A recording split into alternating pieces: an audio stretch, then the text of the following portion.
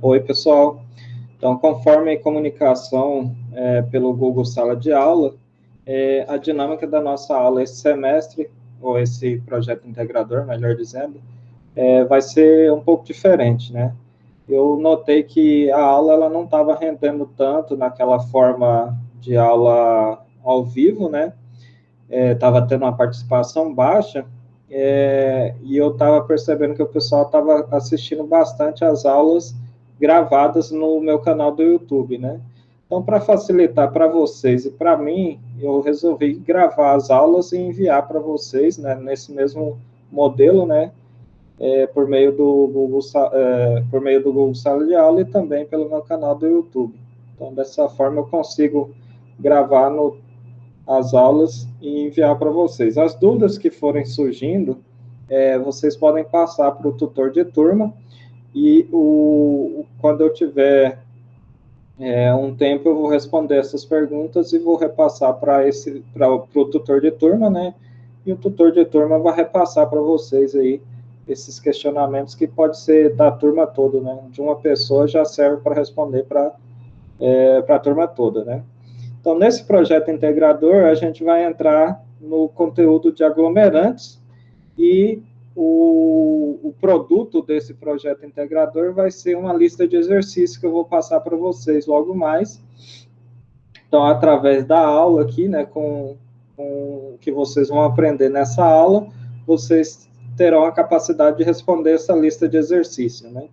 É uma lista de exercício simples, né, que vocês vendo o material que eu vou enviar também para vocês, que são esses slides, mas a aula gravada, vocês facilmente vão conseguir resolver esses exercícios. Então, vamos lá, pessoal. Eu vou projetar aqui os slides para vocês.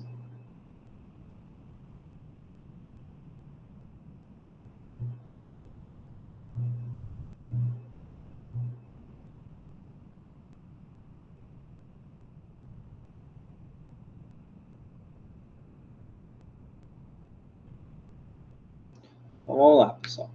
Nas aulas anteriores, a gente viu sobre agregados, né? Então, a gente viu que o agregado é aquela parte do material particulado, né? Um material que tem uma granulometria adequada para o uso na engenharia. E o aglomerante vai ser justamente a cola que une essas partículas. Então, ele vai ser o material que vai promover a aderência entre os outros materiais. Então, essa é a definição básica de aglomerante, né? São produtos capazes de provocar a aderência dos outros materiais. Então, eles são classificados quanto ao modo de endurecer de duas formas: os quimicamente inertes, que eles endurecem por uma simples secagem. Então, a gente tem como exemplo aí a argila e os betumes, né, os materiais betuminosos. Então, se vocês lembrarem aí da infância de vocês, né, quando vocês brincavam com a argila, argila nada mais é do que um barro, né? Você vai pegar esse material e vai umedecer ele para ele se tornar trabalhável, para ele se tornar moldável. Então, você vai conformar esse material, né, no formato que você quer, e depois que ele secar, ele vai assumir esse formato que você fez nele, né? Então, se você fez uma vaquinha, fez um vasinho ali, depois que secar, ele vai tomar a forma que você imprimiu sobre ele, né? Então, a simples secagem fez com que esse material ele endurecesse.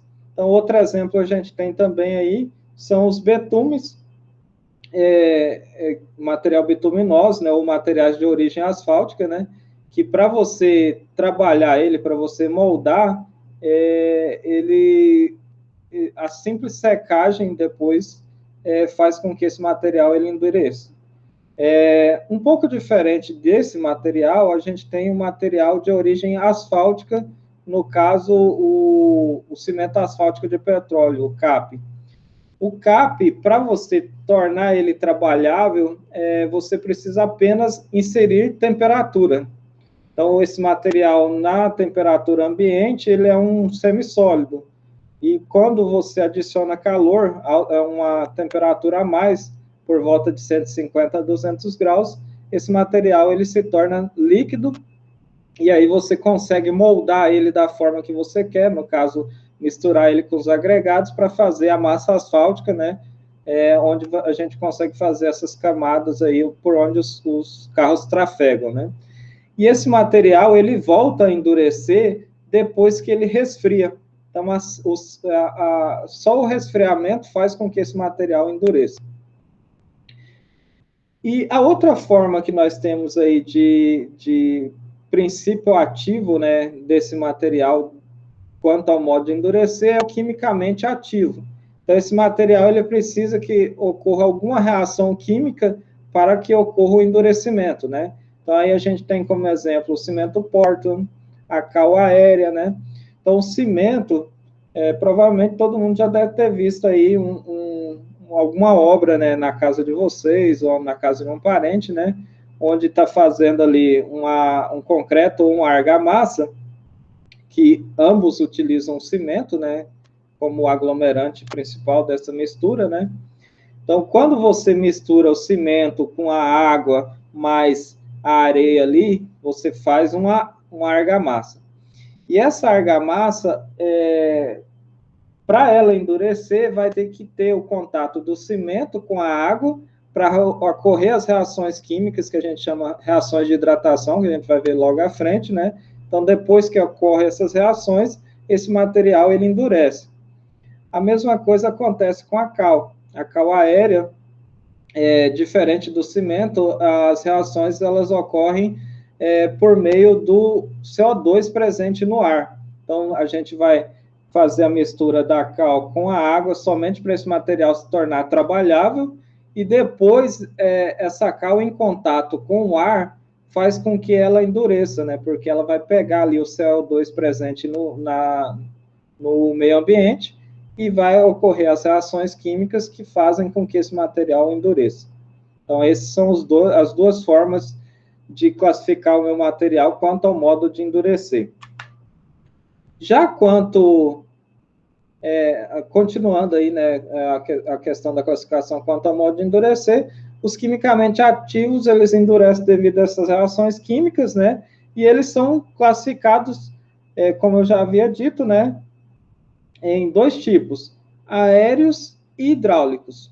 Então, os aéreos, eles vão precisar de algo presente no ar para que ocorra esse endurecimento. Então, no caso da cal aérea lá que eu acabei de citar anteriormente, vai ser justamente o CO2 que está presente na atmosfera que vai fazer parte das reações químicas ali de endurecimento. Já os hidráulicos, né, como o próprio nome diz, ele precisa ter o contato com a água para que ocorra ali o processo de endurecimento. E aí eles se dividem em hidráulicos simples, compostos, mistos e com adições. Quanto à relação com a água, os aglomerantes eles são divididos também em aéreos e hidráulicos, né? Mas aqui o que acontece após o endurecimento, né? Se o meu material, ele depois de endurecido, ele entrar em contato com a água, o que vai acontecer? No caso dos aéreos, depois que eles endurecem, né? Eles resistem, eles não resistem muito bem ao contato com a água, né? Ou quando imersos em água. Então, não é ideal você, depois que o seu material endurecer, ele entrar em contato com a água. Então, a gente pode citar aí a cal aérea, o gesso de Paris, né?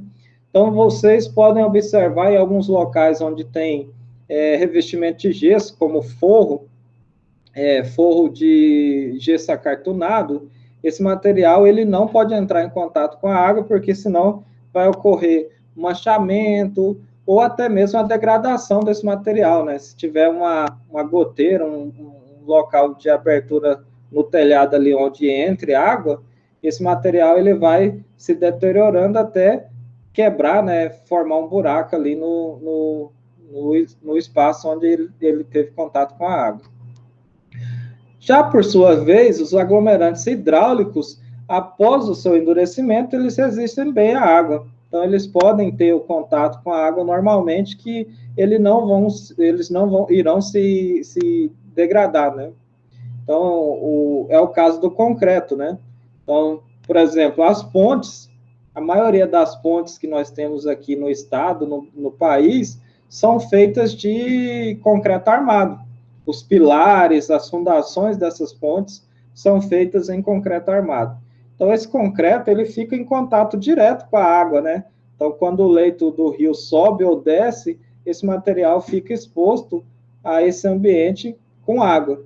E eles resistem bem, né, com o passar dos anos aí. A gente tem pontes aí com muitos e muitos anos aí e não se degradam, né? Então, esse material, ele se torna uma espécie de uma rocha, né?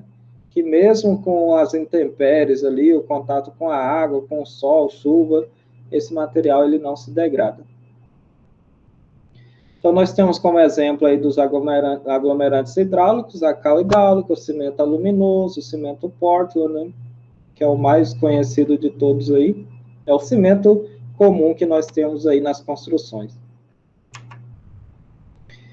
Os aglomerantes, eles são classificados em aglomerantes hidráulicos simples, no caso dos hidráulicos, né? O simples, ele é quando eu tenho um único produto aglomerante, não tendo qualquer tipo de mistura, né? Então, como exemplo, aí a gente tem o cimento Portland sem adição, a gente tem o cimento aluminoso, o gesso hidráulico, a cal hidráulica. E os aglomerantes hidráulicos compostos são aqueles que recebem a adição de algum material, algum subproduto aí.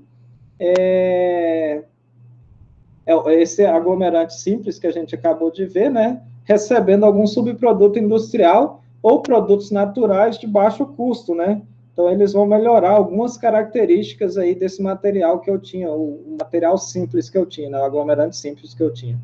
Então, nós temos como exemplo aí, ó, o CP4, que é uma mistura de cimento Portland com pozolana. Pozolana são materiais que passaram por algum tipo de calcinação. Calcinação é quando o material ele atinge altas temperaturas, né? Então, por exemplo, a gente pegar uma argila aí e passar ela por um forno a altas temperaturas, quando esse material sair do forno, ele vai se tornar uma pozolana, né? Lógico que essa argila ela tem que ter uma origem de um material pozolânico, né? Um material com características a assumir aí a forma de uma pozolana, né? Então, materiais calcinados, materiais de origem vulcânica, né? Todos esses aí são pozolanas. O CP3 aí, que é uma mistura de cimento Portland com escória. Escória, tudo isso aqui a gente vai ver mais à frente com mais calma, né, pessoal? Mas só dando uma adiantada aí, né? Escória é um subproduto do beneficiamento do ferro gusa. Ou melhor, para a produção do ferro gusa, né? Do beneficiamento do minério de ferro para a produção de ferro gusa, nós temos um subproduto que é a escória de alto forno. É o rejeito, né, desse beneficiamento lá na indústria, e ele pode ser utilizado aí como adição ao cimento Portland, né, para melhorar algumas características aí do meu material.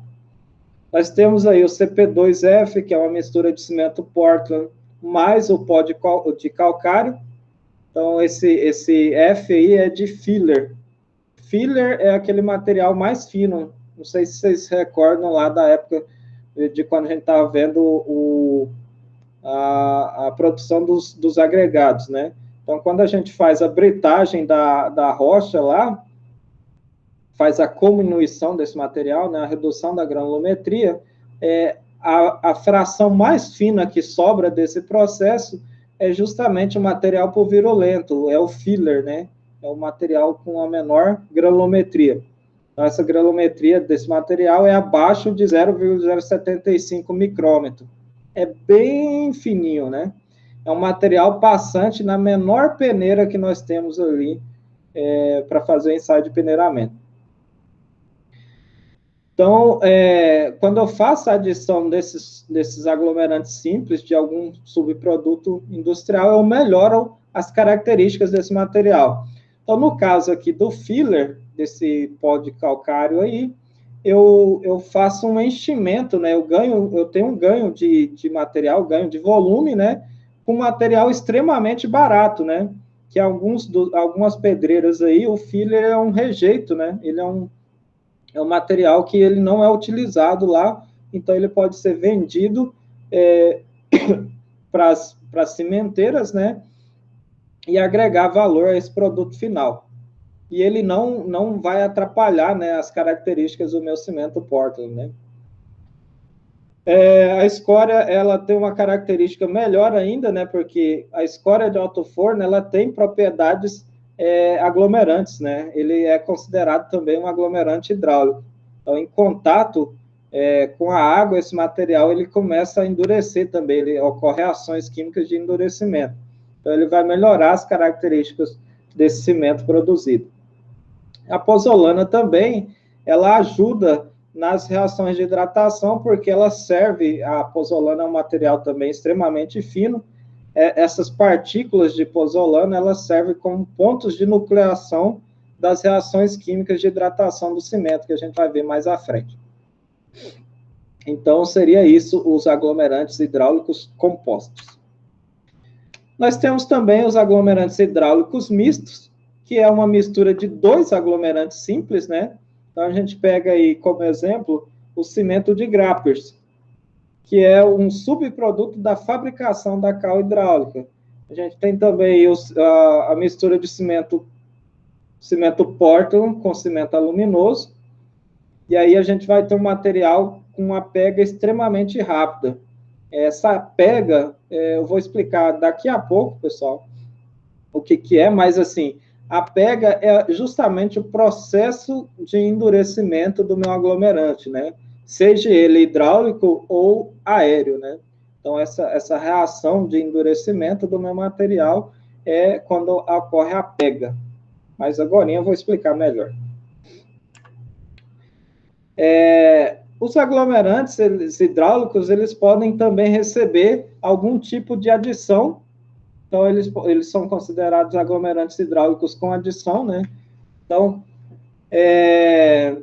eu posso pegar um aglomerante hidráulico simples e fazer adição para modificar alguma característica do meu material, ou diminuir ou aumentar alguma característica desse material.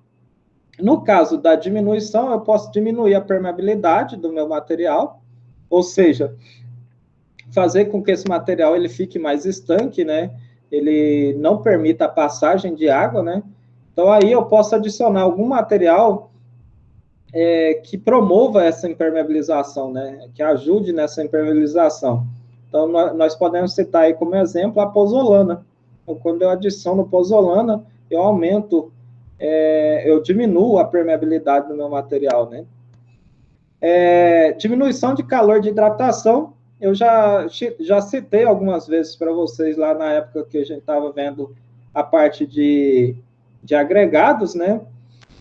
Então, quando eu tenho as reações de hidratação ali no meu cimento, como a gente vai ver mais à frente, então, quando ocorrem essas reações de hidratação no cimento Portland, elas são exotérmicas, ou seja, ocorre liberação de calor para o meio.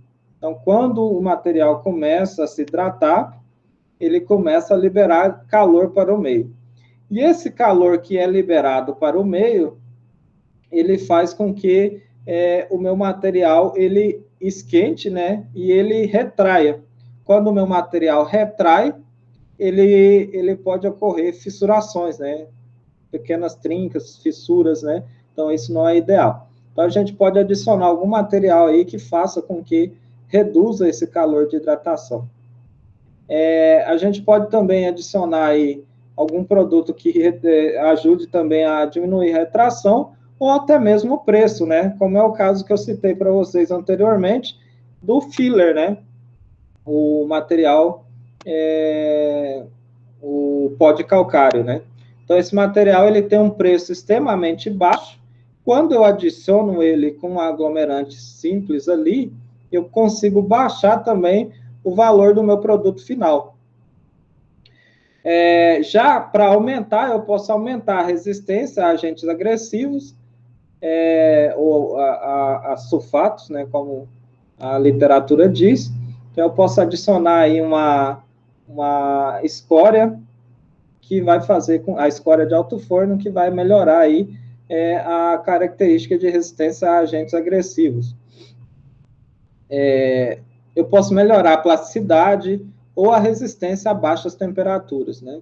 Então, eu posso fazer alguma adição para melhorar algumas dessas características. Ou até mesmo dar coloração especial ao meu material, né? Eu posso adicionar ali um produto que mude a cor desse meu aglomerante.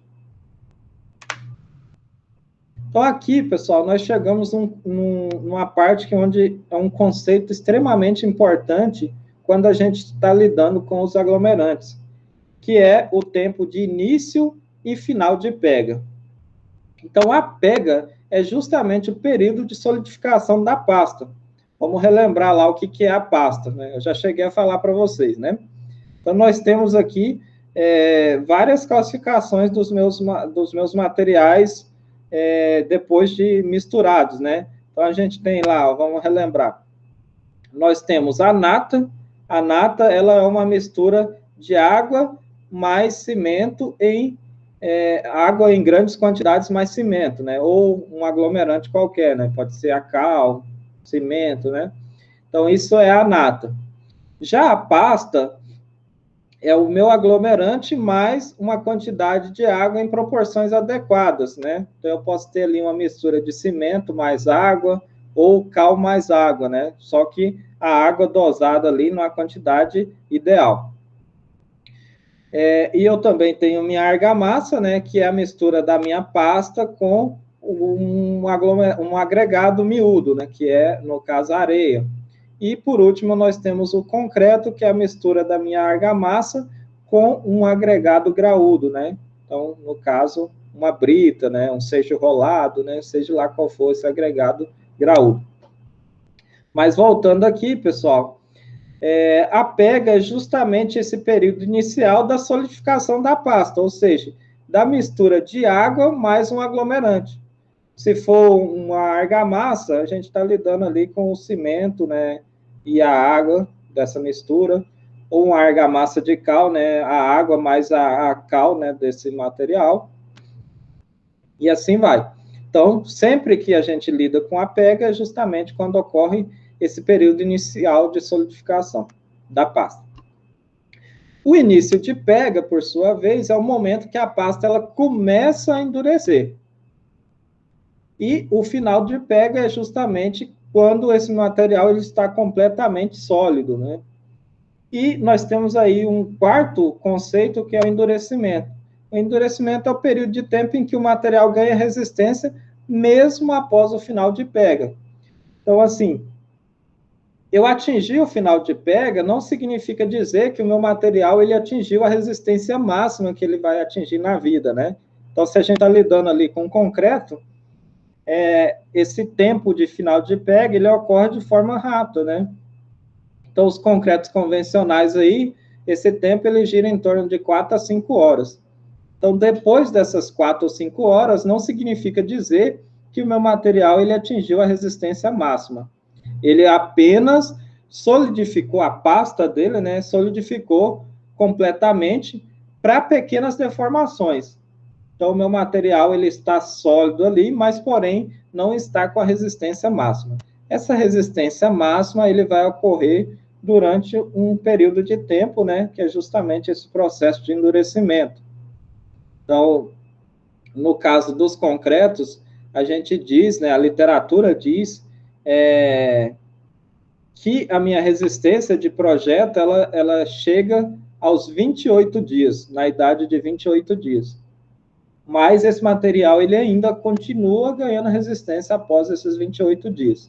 Mas a gente adota como resistência de projeto 28 dias.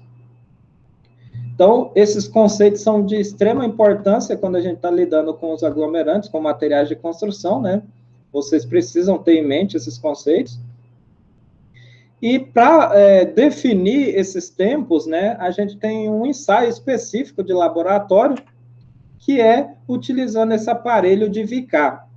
Esse aparelho de Vicar é esse equipamento, né, que está aí na tela, né? É um equipamento relativamente simples, ele foi inventado por esse Luiz JVK, né? Então, ele consiste no quê? Ele tem uma espécie de uma torre aqui, né? Uma haste, com uma base e uma placa base. E em cima dessa placa base, a gente coloca um anel. Esse anel é um tronco de cone. Então, ele tem esse formato cônico, né? Ele tem uma parte maior e uma parte menor. Ele vai afunilando, né? Então, dentro desse anel, desse recipiente, né? A gente vai colocar uma pasta de cimento, se a gente está lidando com cimento, né? Existe um equipamento desse modificado para mexer com gesso e com cal, certo? Então, esse aqui é o equipamento para cimento. Então, dentro desse recipiente, a gente coloca a pasta de cimento, e aí a gente consegue fazer duas determinações com esse equipamento.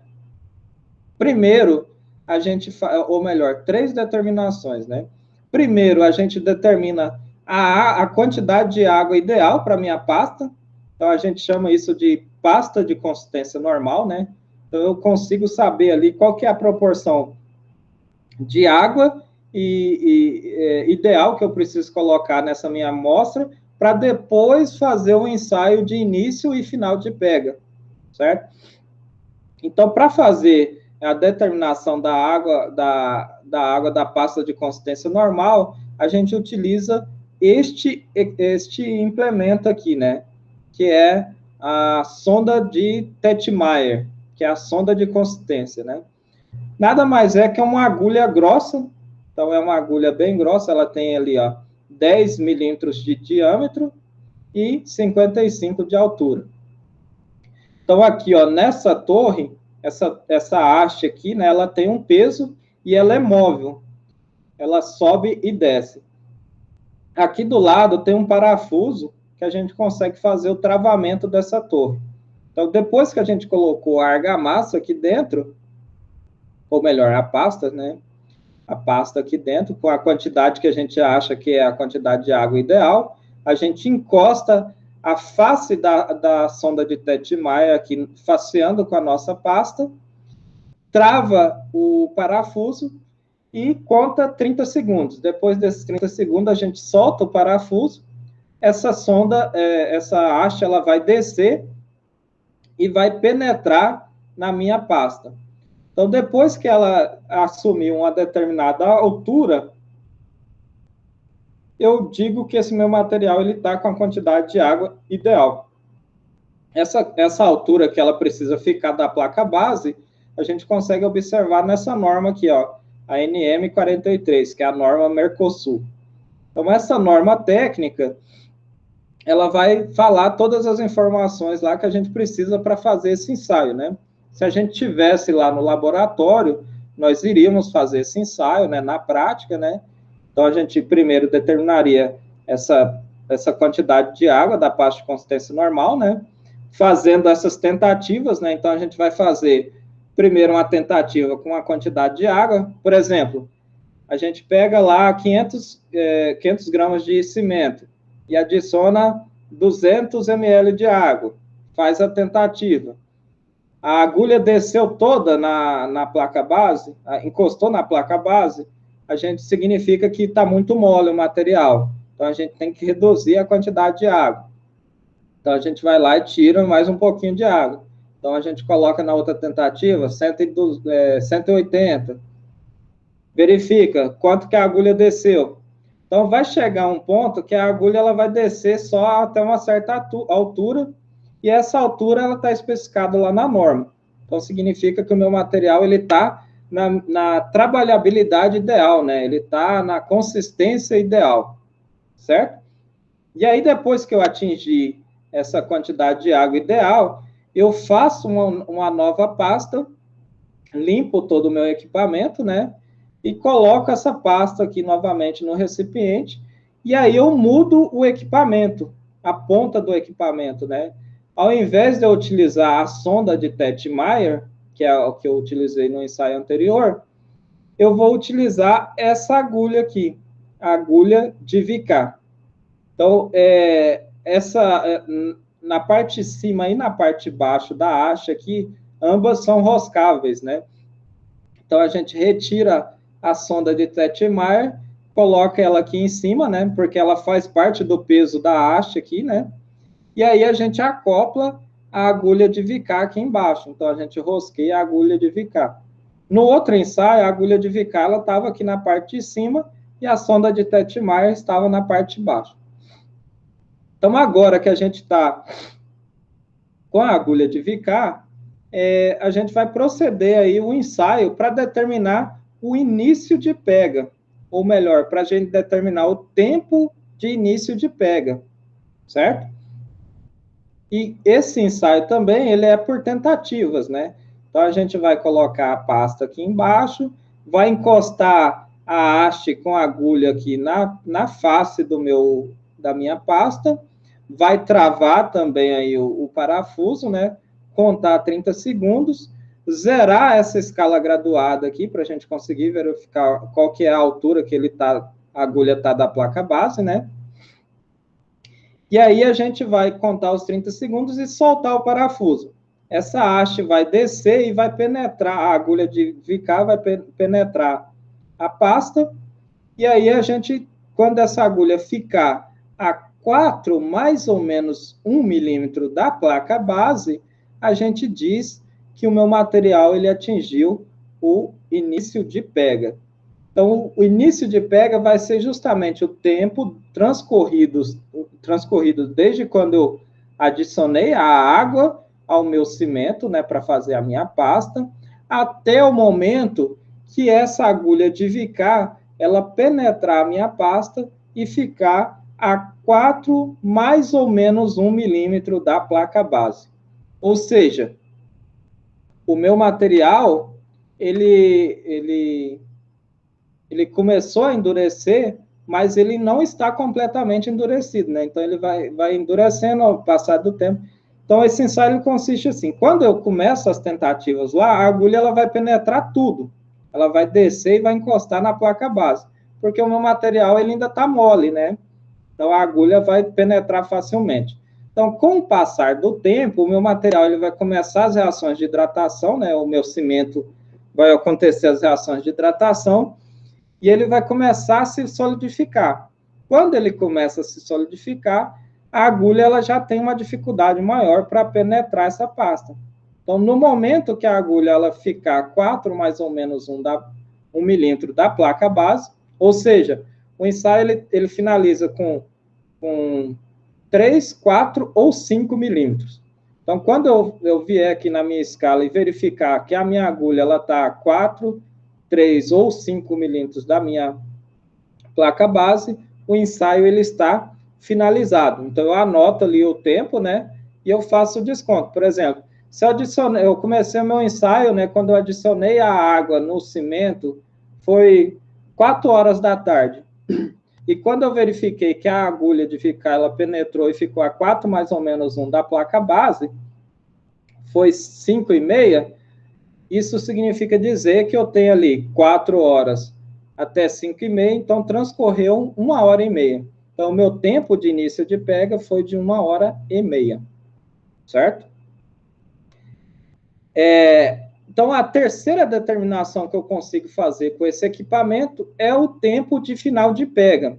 Para fazer o ensaio de final de pega, eu vou adicionar um acessório aí, que é esse acessório anular.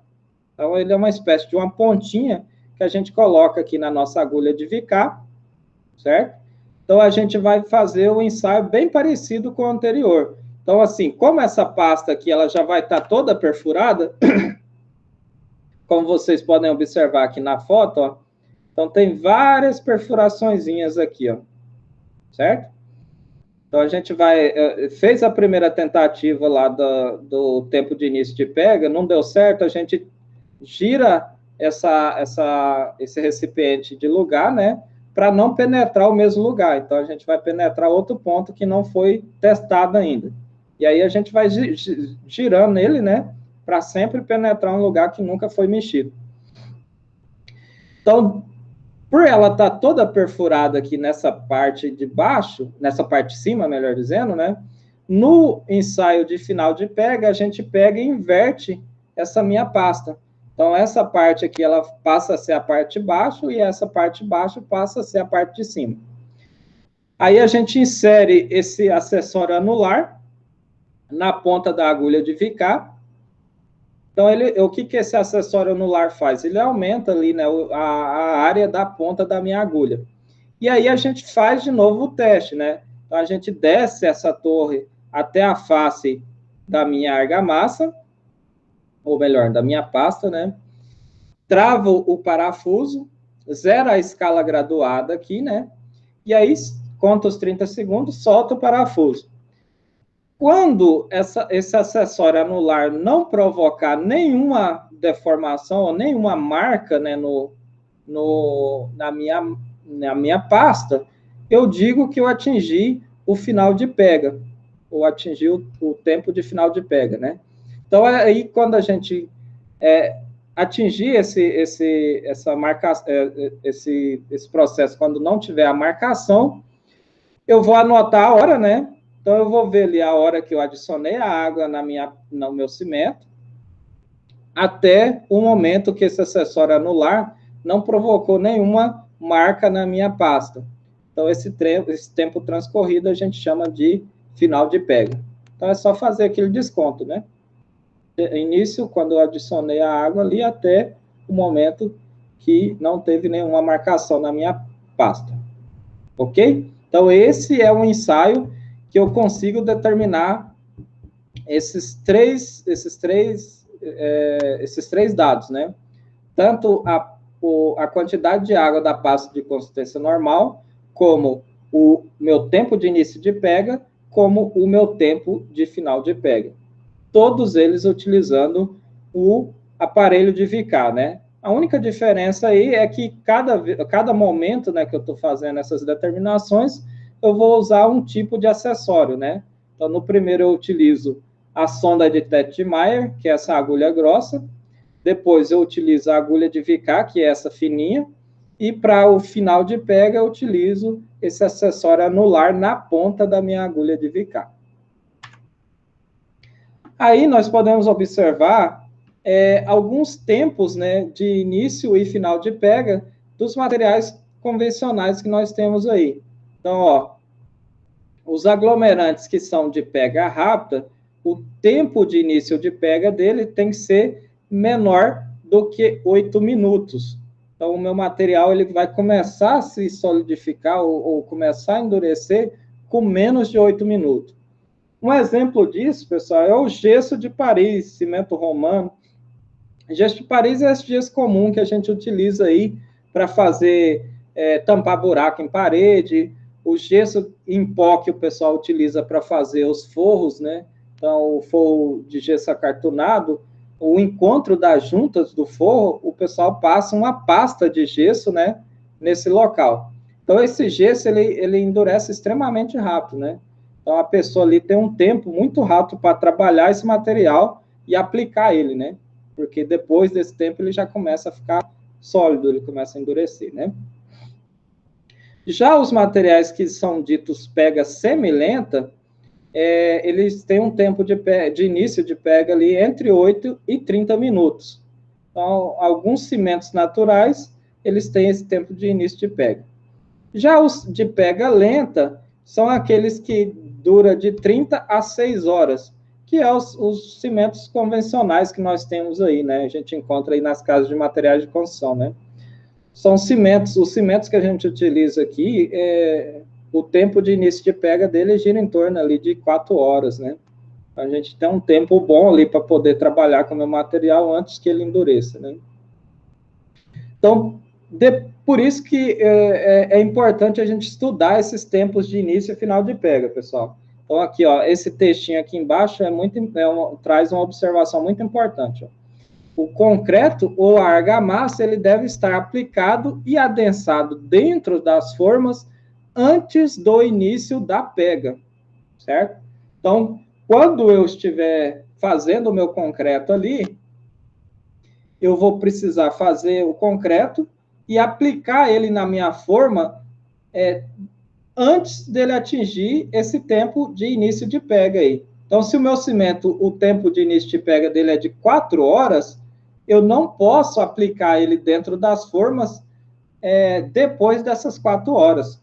Então, é muito importante a gente estudar esses início de pega para poder saber quanto tempo eu posso trabalhar com esse material. Então, assim, muitas das obras aí, os pedreiros, eles fazem eles têm uma atitude errada, né? Que quando eles estão fazendo ali, por exemplo, o reboco, na parte da manhã, eles fazem ali uma quantidade grande, o servente vai lá, faz uma quantidade grande de argamassa, né? Faz bastante argamassa para o pedreiro trabalhar o dia todo. E esse processo ele é errado, porque o meu material, se a gente contar aí, né, um dia de trabalho tem por volta de 8 horas, né? Em algumas obras tem 8 horas de serviço. Então, o cara fez ali no início da manhã esse concreto, às 3 horas da tarde, o material ele já está vencendo, ele já não pode ser utilizado mais, porque ele já perdeu, já começa a perder as propriedades aglutinantes, as propriedades aglomerantes dele, né? Então, esse material, a definição dele não é justamente um material que promove a aderência, a aglutinação, a junção de outras partículas. Então, se eu estou lidando com a argamassa, o meu aglomerante ele vai fazer a união das partículas de areia ali, das partículas do meu agregado miúdo. Então, depois dessas 4 horas, o meu material ele já não vai ter esse poder de aglutinação, esse poder de colar uma partícula na outra, igual ele teria antes desse tempo, né? Então, aí, nesses casos, acontecem algumas patologias, né? Que a gente vê o reboco com algumas fissuras, algumas trincas, ou pode acontecer até mesmo o descolamento, o desplacamento, né, desse reboco da parede. Então, a gente nunca pode utilizar o material após o tempo de início de pega.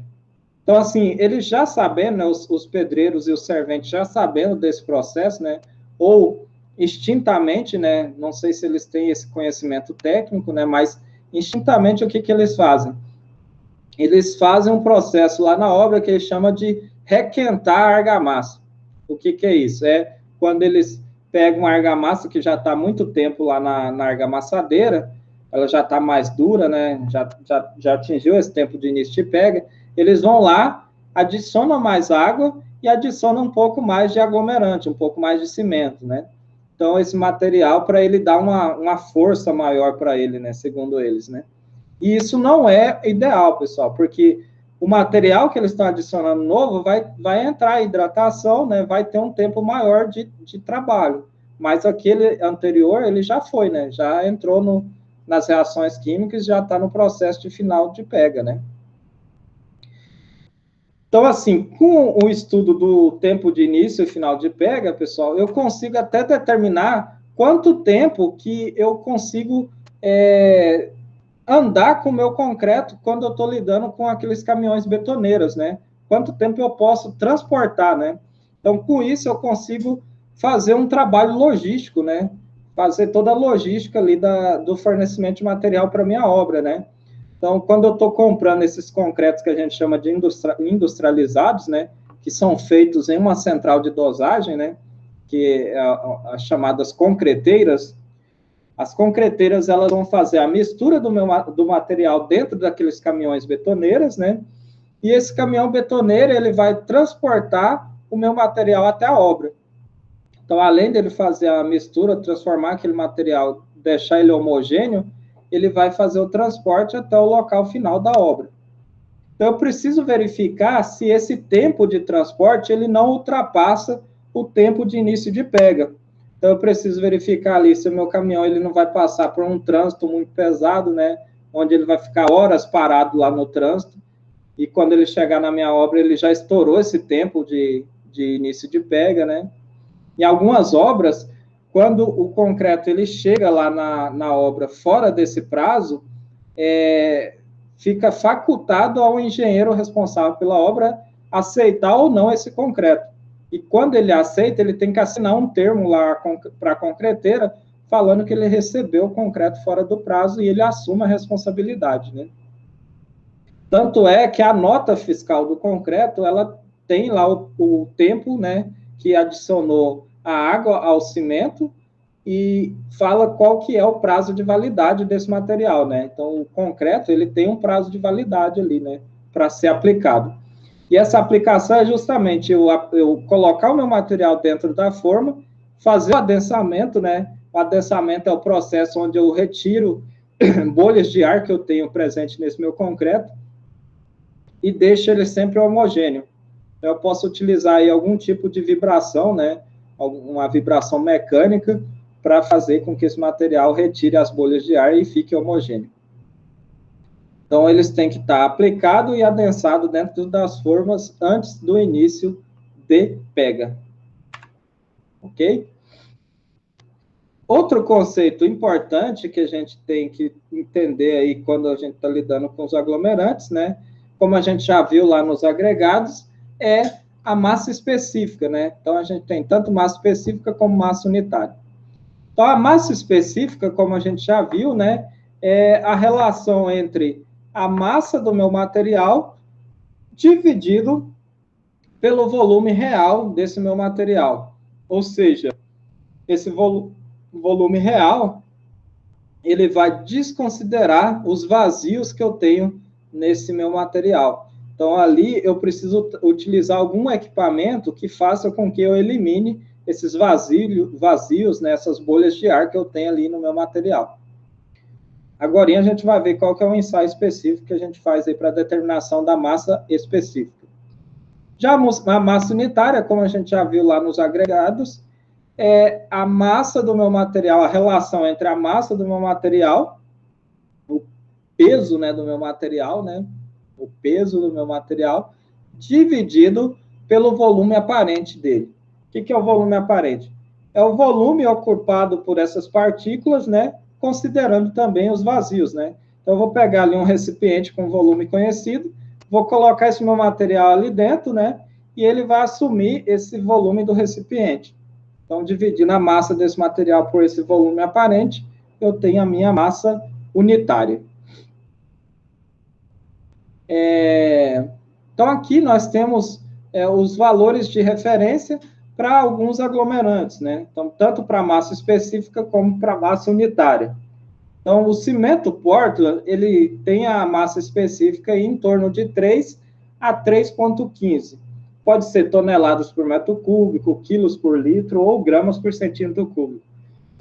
Todos, independente aí da unidade de medidas, todos são esses valores aí. E aí a massa unitária do cimento é em torno, aproximadamente 1,42. A cal hidratada é de 2,25 a 2,30 e a sua massa unitária de 0,48 a 0,64. Aí nós temos também a massa específica do gesso e a sua massa unitária. Então, como eu falei para vocês, né, para a gente conseguir determinar aí a massa específica do meu aglomerante, eu preciso utilizar algum equipamento que elimine os vazios, né, as bolhas de ar que eu tenho nesse material, a presença de ar que eu tenho nesse material, e eu consiga medir aí o volume real desse material. Então, para fazer a massa específica, tanto do cimento como a cal hidratada, a gente pode utilizar esse recipiente aí, esse frasco, conhecido como frasco de Le Chatelier. O frasco de Le Chatelier, ele foi inventado ou criado, né, pelo Henri Le Chatelier, e ele determina a massa específica aí desses materiais em pó, né? Então, em que consiste esse ensaio? Primeiro, nós precisamos obter a massa do meu material. Então, a gente vai utilizar uma balança de precisão, vai pesar uma quantidade específica de material. A norma, né, essa norma aqui, NBR NM 23, a norma Mercosul 23, ela traz todas as especificações lá, né, de como é o procedimento desse ensaio. Então, ela, inclusive, traz uma indicação que, para o ensaio com o cimento Portland, a gente pode utilizar 60 gramas de material. Então, a gente vem aqui na balança de precisão, pesa 60 gramas de material, e aí a gente vai introduzir esse material em pó dentro do meu frasco de Le Chatelier. Só que esse frasco de Le Chatelier, ele tem que ter algum meio líquido aqui dentro, né? Para eu colocar o meu material e assim eliminar os vazios que eu tenho nele, né?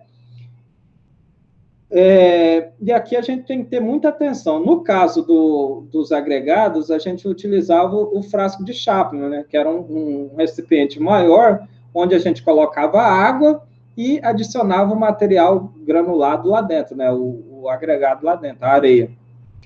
E aí, essa água, quando a gente adicionava o material, a gente tinha um deslocamento de volume da água, né? Essa água subia justamente com a mesma quantidade, né? O mesmo volume do material que entrou lá dentro, né? Então, com a graduação do meu recipiente, eu consigo verificar qual foi o volume deslocado, né? Acontece a mesma coisa aqui no frasco de Le Chatelier. Só que o detalhe é que a gente está lidando com um material quimicamente ativo. No caso dos agregados, eram materiais inertes, né? Então, ele não reagia com a água, então a gente utilizava a água mesmo. No caso, quando a gente estiver lidando com o cimento, a gente tem que utilizar um líquido que não reaja com o cimento. Então, não, de forma alguma, a gente pode utilizar água aqui dentro quando a gente estiver fazendo a massa específica do cimento. Porque o cimento iria começar a se hidratar, né? Esse contato com a água iria iniciar o processo de hidratação e ele poderia endurecer aqui dentro, né, do recipiente e a gente perderia esse recipiente. E é um recipiente relativamente caro, né? Então, a gente não pode ficar estragando esses recipientes do laboratório, né? Então, ao invés de utilizar a água, a gente utiliza algum líquido com a massa específica especificada aqui na norma.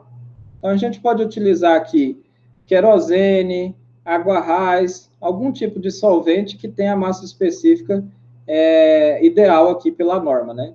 Então, geralmente, lá no laboratório, eu utilizo querosene.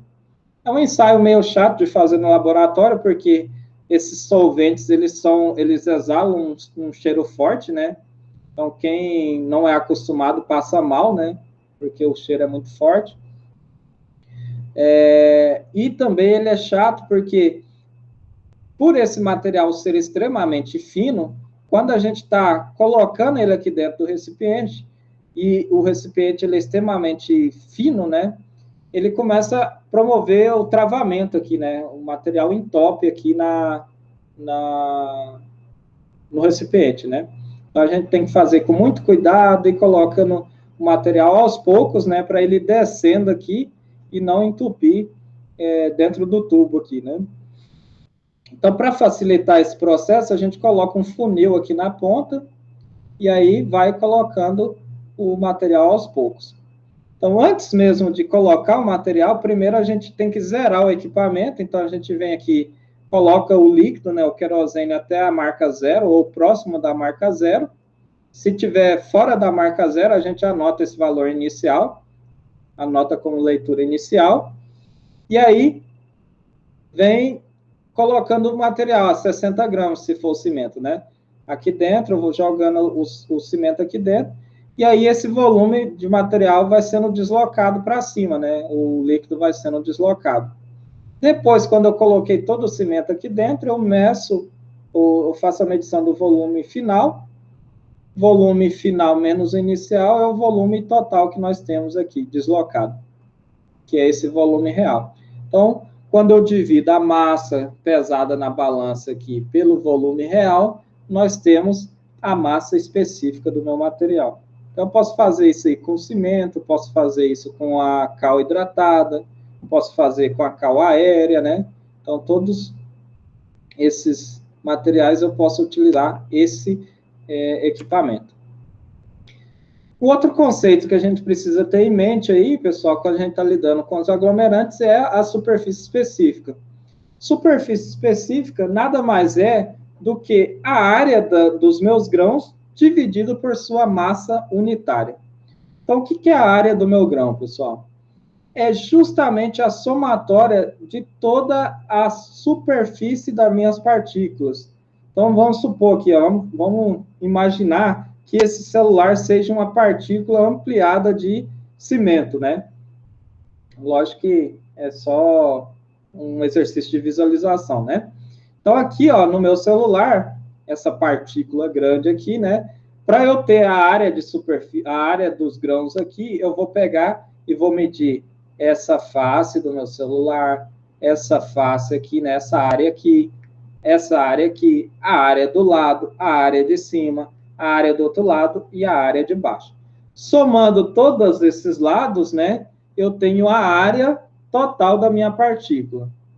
Então, se eu pegar todas as áreas da minha partícula e dividir por sua respectiva massa unitária, nós temos aí a superfície específica.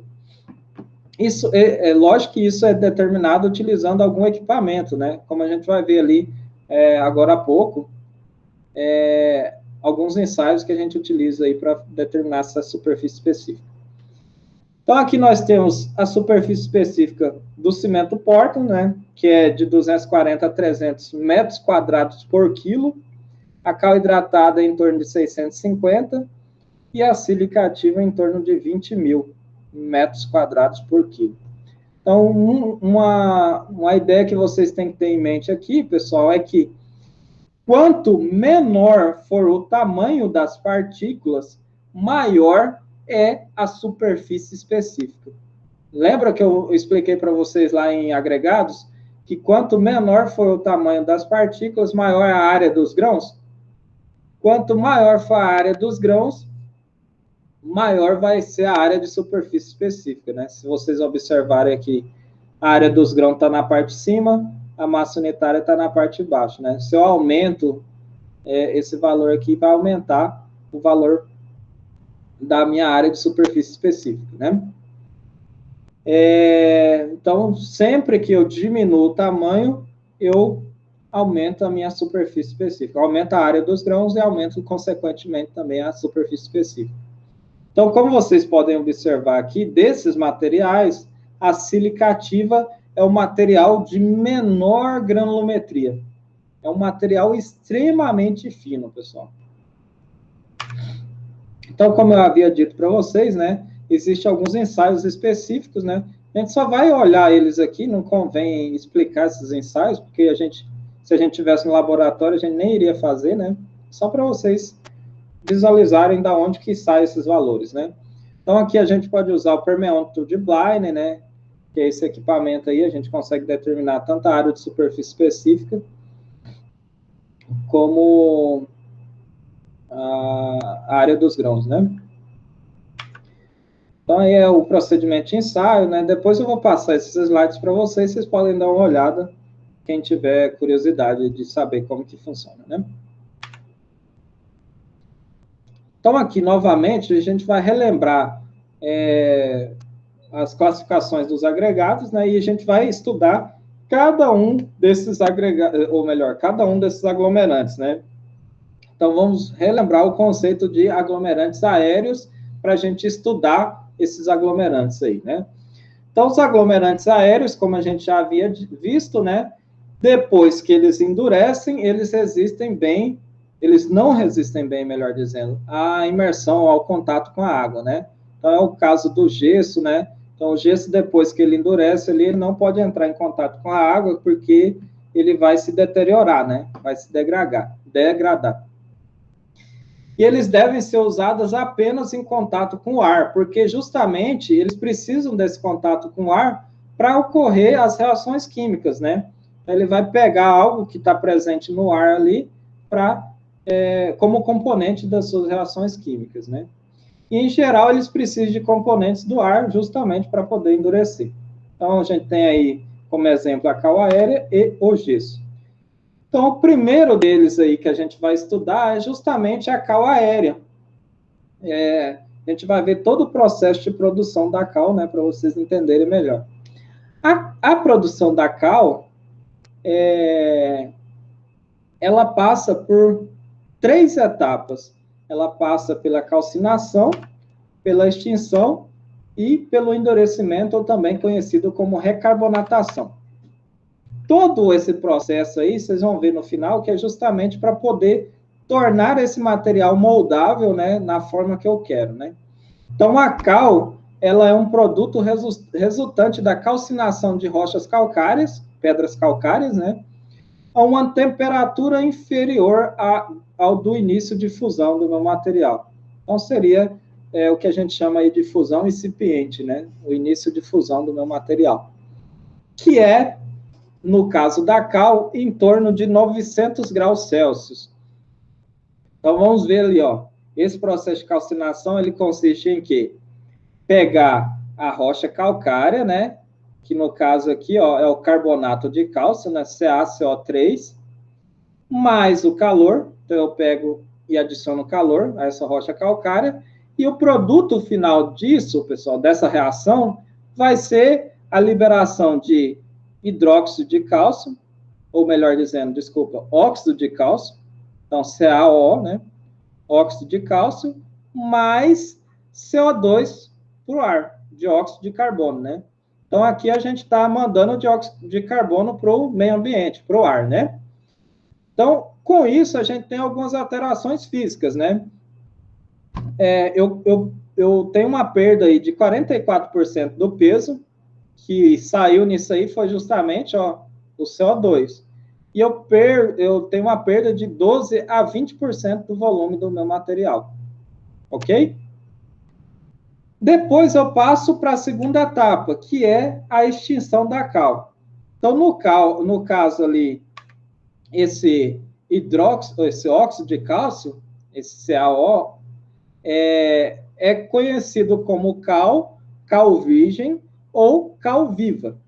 Então, essa cal aqui, ela não dá para ser utilizada na obra do jeito que ela está, porque esse material aí, em contato com a água, ele tem uma reação química extremamente violenta, uma reação altamente exotérmica, ou seja, com grande liberação de calor para o meio ambiente. Então, assim, nas obras antigas aconteciam até acidentes, né, quando a gente estava lidando com esse material, porque o pessoal pegava a cal aérea, né, a cal virgem, sem passar por esse processo de hidratação, e deixava armazenado de forma incorreta, né? E esse material entrava em contato com a água e ocorria esse processo aí de extinção, esse processo de hidratação, né? E fazia com que até pegasse fogo, né, no local da obra, né? Então, para ficar mais fácil, comercialmente o pessoal resolveu fazer esse processo em uma indústria, né? Esse processo de extinção da cal, ou também conhecido como hidratação da cal, né? Então, esse processo ele consiste em pegar esse óxido de cálcio, né, que é a cal virgem, e adicionar água a ela. Então, quando a gente adiciona água a ela, ela se torna o hidróxido de cálcio, CaOH2. E desse processo, a gente tem de resultado também uma grande liberação de calor para o meio ambiente, que é o que eu falei para vocês, que antigamente acontecia acidentes aí nas obras, né? Então, esse CaOH2 é a cal extinta, né? A cal que já passou por esse processo de hidratação, ou também conhecido como hidróxido de cálcio. Aí a gente tem novamente uma alteração física, né? Então, aqueles volumes e aqueles pesos perdidos nesse processo anterior, eles são recuperados aqui, na grande maioria, nesse processo, né? Então, a gente recupera o peso e o volume. Esse hidróxido de cálcio é o aglomerante que é vendido aí comercialmente, né? Então, eles são vendidos em sacos de 20 quilos para o consumidor final, né? Poder fazer argamassa, né? Fazer pintura aí de rua, né? Então, essas pinturas que a gente vê o pessoal fazendo aí, o prefeito faz na cidade, né? É um processo chamado de caiação, que é justamente a mistura de cal com grandes quantidades de água, né? Então, esse é uma espécie de uma nata, né? Uma nata que que se torna uma tinta barata, né? Então, como esse processo ele é contínuo, né? O pessoal está sempre fazendo a manutenção, né? A pintura das ruas aí, o exército faz muito isso, né? Então, eles têm que utilizar um material barato. E esse material barato é justamente a cal misturada com a água, né? Ok? E o último processo, a última etapa aí desse processo, é justamente o endurecimento, ou também conhecido como recarbonatação.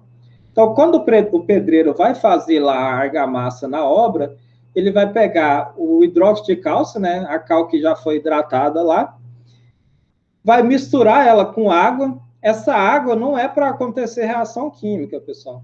É apenas para tornar o meu material trabalhável, né, para ele poder ser moldável, né.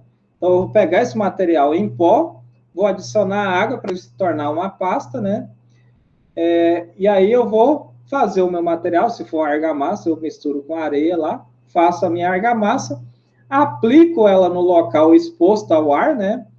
E quando esse material ele está exposto ao ar, ele começa a pegar o dióxido de carbono que está lá presente no ar, o CO2, né? E trazer para a sua reação química aqui, de endurecimento. Então, notem aí, ó, que ele está fazendo o processo inverso daquela primeira etapa, né? Então, ao invés de a gente estar liberando CO2, a gente está capturando CO2 do meio ambiente. E aí, o que é liberado desse processo é justamente água. Então, a gente libera a água. E aí, o que a gente volta a ter aqui, ó, pessoal? Ó, carbonato de cálcio. Ou a rocha calcária, né? Então, assim, é aquilo que eu falei para vocês. O processo todo que passou aqui é justamente para poder transformar esse material em um material moldável, né? E aí ele vai se tornar novamente o material original, que é a rocha calcária. Então, seria essas 3 etapas aí que a cal passa para a sua produção, né? Então, aqui nós temos uma fotinho da cal virgem, ou também conhecida como cal viva, né? É o calcário que passou por esse processo de calcinação. Ela é vendida nesses sacos aqui, né? Sacos plásticos, né? Justamente para evitar o contato com a água, né? E nem com a umidade do ar, porque senão esse material ele começa a hidratar. E algumas obras, para poder baratear esse processo, né? Eles compram a cal virgem, que é um pouco mais barata que a hidratada, e faz esse processo lá na obra, esse processo de hidratação, né? Esse processo de extinção da cal lá na obra. E aí, aqui embaixo, nós temos a fotinho de um saco de cal, né? Hidratado, né? Então, esse aqui é o que é mais comum nas obras aí. Ambos são sacos de 20 quilos, né? Então, pessoal, eu creio que a gente já tem um tempo bom de aula, né? Então, a gente foi por volta de 1 hora de aula. Eu vou parar por aqui e vou dar prosseguimento na próxima aula marcada, né? Que seria na sexta-feira que vem, né? Conforme essa semana, eu vou mandar também no sábado a aula gravada para vocês, com a continuação dessa aula, né? Essas 2 aulas vai servir para vocês responder a lista de exercícios. A lista de exercícios eu vou mandar ela um pouco mais extensa, né? Já contemplando o conteúdo da aula da semana que vem. Certo, pessoal? Qualquer dúvida, qualquer questionamento que vocês tenham quanto a essa aula, podem enviar lá para a tutora, que eu vou ficar à disposição de vocês, né, para tirar essas dúvidas, ok? Então, nos vemos na próxima aula, se cuidem, né, e até a próxima. Tchau, tchau.